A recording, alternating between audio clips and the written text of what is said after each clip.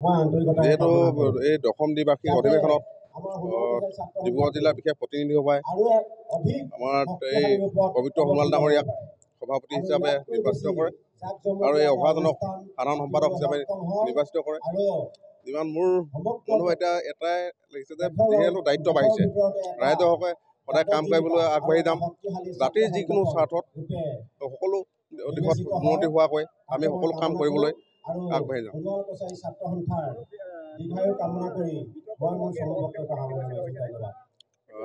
নাই তেনে একো বিতৰ্ক হোৱা নাই। সকলো আঞ্চলিক সমিতিৰ মতামতৰ সমৰ্থনৰ জৰিয়তে এই সমিতিখন বনোৱা হৈছে। বিশেষকৈ আমি শিক্ষা দিশত সোণোৱাল কছাৰী ছাত্ৰ সন্থাই শিক্ষা দিশত বেছি গুৰুত্ব ভূমিকা পালন কৰিম।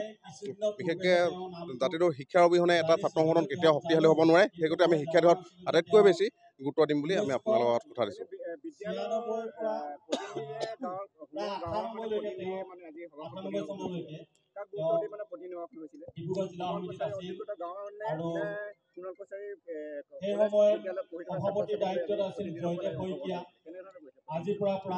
ইয়াত প্ৰায় আমাৰ আঞ্চলিক সমিতিৰ প্ৰতিনিধিবিলাকে প্ৰতিনিধিত্ব কৰে। ইয়াত প্ৰায় বিশ্ববিদ্যালয়ৰ পৰা আদি কৰি মহাবিদ্যালয়লৈকে ছাত্ৰ ছাত্ৰী জড়িত আছে।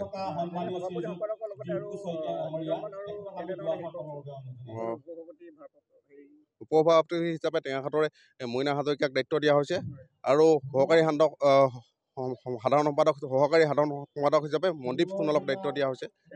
তেনেকৈ সমিতিখন গঠন কৰা। তেনেকেতো সকলো দিশতে আলোচনা কৰা হৈছে। শৈক্ষিক, সাংস্কৃতিক, শিক্ষা বিভাগৰ চবৰ লগতে সমান মিলাই আগবাঢ়ি যাম। চবে মিলি কাম কৰি যাম বুলি তাকে আশাবাদী।